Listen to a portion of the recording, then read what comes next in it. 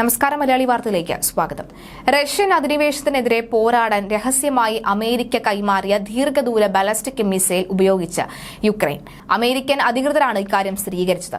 2024 മാർച്ചിൽ American president Joe Biden അനുമതി നൽകിയ $30 കോടി സഹായ പാക്കേജിന്റെ ഭാഗമായുള്ള ആയുധങ്ങൾ ഏപ്രിലാണ് യുക്രൈൻ കൈമാറിയത്. ഇതിന്റെ ഭാഗമായിരുന്നു ദീർഘദൂര ബാലിസ്റ്റിക് മിസൈൽ.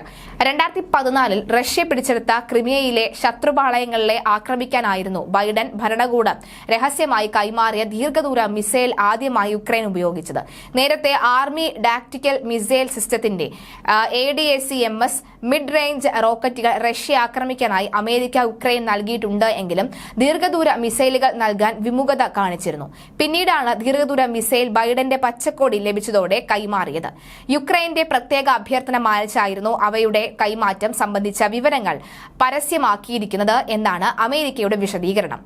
അധിനിവിഷ്ട ക്രിമിയയിലെ റഷ്യൻ എയർഫീൽഡിൽ ആക്രമണം നടത്താൻ കഴിഞ്ഞയാഴ്ച ആദ്യമായി ദീർഘദൂര മിസൈലുകൾ ഉപയോഗിച്ചതായി അന്താരാഷ്ട്ര വാർത്താ ഏജൻസിയായ റോയിട്ടേഴ്സ് ആണ് റിപ്പോർട്ട് ചെയ്തത്.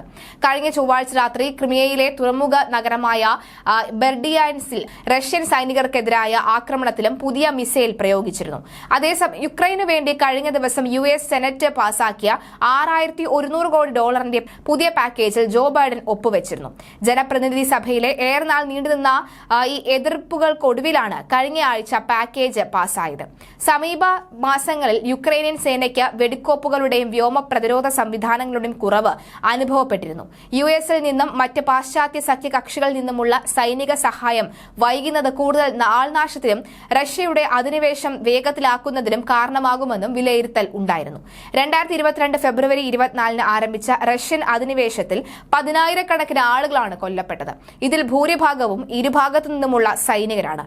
ദശലക്ഷക്കണക്കിന് മനുഷ്യർക്ക് വീടുകൾ ഉപേക്ഷിക്കേണ്ടി വന്നതായും റിപ്പോർട്ടുകളുണ്ട്. എന്തായാലും അമേരിക്ക രഹസ്യമായി നൽകിയ ബാലിസ്റ്റിക് മിസൈൽ പ്രയോഗിച്ചതുമായി ബന്ധപ്പെട്ടുള്ള ചർച്ചകളും അതുമായി ബന്ധപ്പെട്ടുള്ള ഈ സംവാദങ്ങളും ഒക്കെ തന്നെ വലിയ രീതിയിൽ സജീവമായി കൊണ്ടേയിരിക്കുകയാണ്.